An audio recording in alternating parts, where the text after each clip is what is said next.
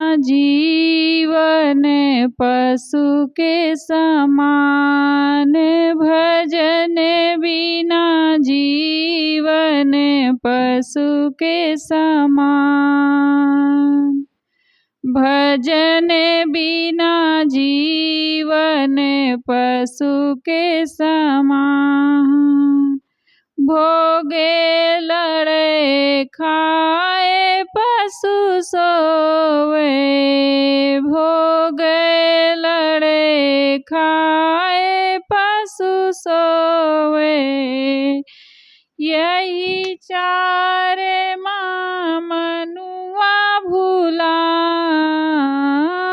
यही चार माँ मनवा भूलान। भजन बिना जीवन पशु के समान, भजन बिना जीवन पशु के समान।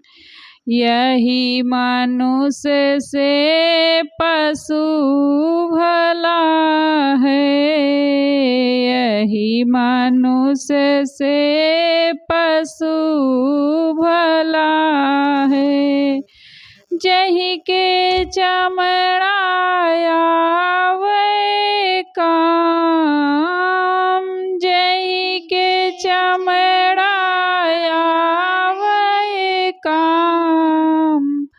भजन बिना जीवन पशु के समान, भजन बिना जीवन पशु के समान।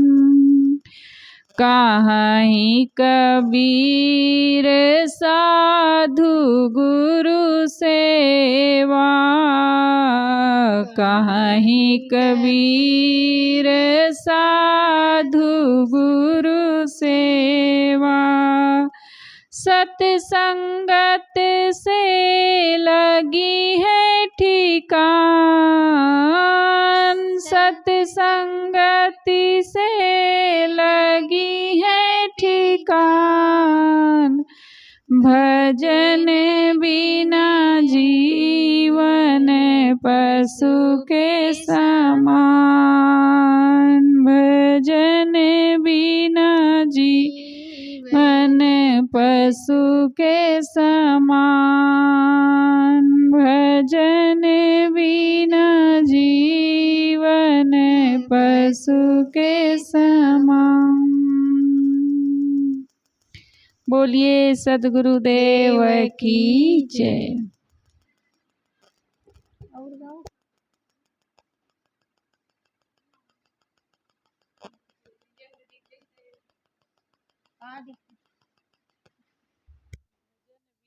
जीवन पशु के समान। इधरे बैठ जाओ ना कल्याणी साहब, आप कुर्सी लेके। हमारा जीवन भजन के बिना कैसे है? जैसे पशु। साहब कह रहे हैं कि हमारा जीवन, अगर हमारे जीवन में भजन नहीं है, भक्ति नहीं है, संत गुरु की सेवा नहीं है, तो हमारा जीवन कैसा है? पशु के तुल्य है।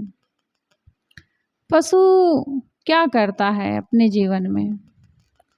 खाता है, पीता है, ऊँघता है, बस बच्चे पैदा करता है, इतना ही उसका काम होता है। और अगर इतना ही, इन्हीं सब में अगर हम भी लगे रहे तो फिर हमारे जीवन में और उनके जीवन में कोई अंतर नहीं है। साहब कहते हैं यही मनुष्य से पशु भला है। अगर मनुष्य के जीवन में धर्म भक्ति नहीं है तो फिर समझो कि हमसे अच्छा तो पशु का ही जीवन है। कम से कम मरने के बाद पशुओं के हड्डी चमड़े सब काम में लग जाते हैं, उनके हड्डी से आभूषण बनते हैं और उनके चमड़े से अनेक चीज़ों का आविष्कार होता है। लोग बनाते हैं, जूता चप्पल आदि। साहब कहते हैं कि इससे अच्छा तो मनुष्य पशु का ही जीवन है। कम से कम उनके अंग कोई काम में लग जाते हैं, और मनुष्य का तो शरीर किसी काम में नहीं लगता है। शरीर छूटा और उसको ले जाके मिट्टी में दबा दिए, या जल में, नदी में डाल दिए, या फूंक दिए, आग लगा दिए, जल के राख हो गया। यही जीवन की दशा होती है मनुष्य जीवन की। साहब कहते हैं कि मनुष्य से तो वही भले है। अगर मनुष्य के अंदर में मानवीय सद्गुण नहीं है, मानवीय विचार नहीं है, भक्ति नहीं है, तो उसका जीवन समझो कि पशु के तुल्य ही है। इसीलिए सदगुरु कबीर साहब ने कहा कि मानुष तेरा गुण बड़ा। उन्होंने ये नहीं कहा कि मनुष्य, हे मनुष्य तुम्हारा शरीर बड़ा, हे मनुष्य तुम्हारा धन बड़ा, हे मनुष्य तुम्हारा पद बड़ा। सदगुरु कबीर साहब ये नहीं कहते। क्या कह रहे हैं? मनुष्य तेरा गुण बड़ा। हे मनुष्य तुम्हारे जो ये सद्गुण हैं, दया, क्षमा आदि, ये सद्गुणों के कारण ही तुम श्रेष्ठ हो, महान हो। अगर तुम्हारे भीतर ये मानवीय सद्गुण नहीं आए तो फिर तुम्हारा ये मनुष्य जीवन कोई काम का नहीं है। ये रत्न तुल्य हम सबको जीवन मिला है, लेकिन इस रत्न की कीमत हम सब नहीं समझ पाते हैं, और इसको संसार के प्राणी और पदार्थों में, विषय भोगों में इसको खो देते हैं। साहब कहते हैं जिससे पशु के समान इस जीवन को हम व्यर्थ में पाए, खाए पिए सोए भोगे और बिता दिए। इससे कोई रचनात्मक काम नहीं किए। जैसे निर्जन स्थल में फूल खिला और झड़ गया। साहब कहते हैं जैसे फूल उजारिका मिथ्या लगी झरी जाए। साहब कहते हैं जैसे निर्जन स्थल हो, कोई जंगल हो, वहाँ फूल खिला हो, खूब सुंदर फूल हो, लेकिन ना वहाँ तक कोई पहुँच पाया, न उस फूल की खुशबू ले पाया। वो जंगल में खिला निर्जन स्थल में और व्यर्थ में झड़ गया, उससे कोई लाभ नहीं ले पाया। ऐसे ये हमारा जीवन है। अगर इसमें मानवीय सद्गुण सदाचार नहीं आए, किसी को इस जीवन से सुख शांति नहीं मिली, किसी के दुख को हम हर नहीं पाए, किसी के मन को हम शांति नहीं पहुंचा पाए, किसी की सेवा नहीं कर पाए, तो फिर ये मिला और व्यर्थ में समझो कि ये चला गया। हमें मनुष्य जीवन इतना महान मिला हुआ है, इससे हम सब कुछ रचनात्मक काम कर सकते हैं। मनुष्य को कोई ऐसा मनुष्य नहीं है जिसके पास कोई न कोई ऐसा गुण नहीं है। हर मनुष्य में कोई न कोई सद्गुण सदाचार, ऐसा कोई कला होती है हर मनुष्य के पास कि जिससे वो कुछ न कुछ कर सकता है। हर मनुष्य में कोई न कोई गुण अवश्य होता है, लेकिन उन गुणों को मनुष्य अपने समझते नहीं है, परखते नहीं है, और ना परख पाने के कारण जैसे मिला ऐसे व्यर्थ ये चला जाता है। साहब कहते हैं यही मनुष्य पशु भला है, जहिके चमड़ा आवे काम, भजन बिना जीवन पशु के समान। साहब कहते हैं मनुष्य ये जीवन मिला तो इसमें कुछ साधु गुरु की सेवा कर लो। कहा ही कबीर साधु गुरु सेवा। साहब कहते हैं कि साधु गुरु की सेवा तो कर लो, कम से कम किसी दीन दुखी की सेवा कर लो, किसी को सुख और शांति पहुंचा दो। इतना सुंदर जीवन मिला, और इससे अगर हम साधु गुरु की सेवा नहीं कर पाए, किसी दीन दुखी को हम शांति नहीं पहुंचा पाए, तो फिर ये मनुष्य जीवन मिलने का क्या मतलब है। साधु गुरु कहा कबीर साधु गुरु सेवा, सत्संगति से लगी है ठिकान।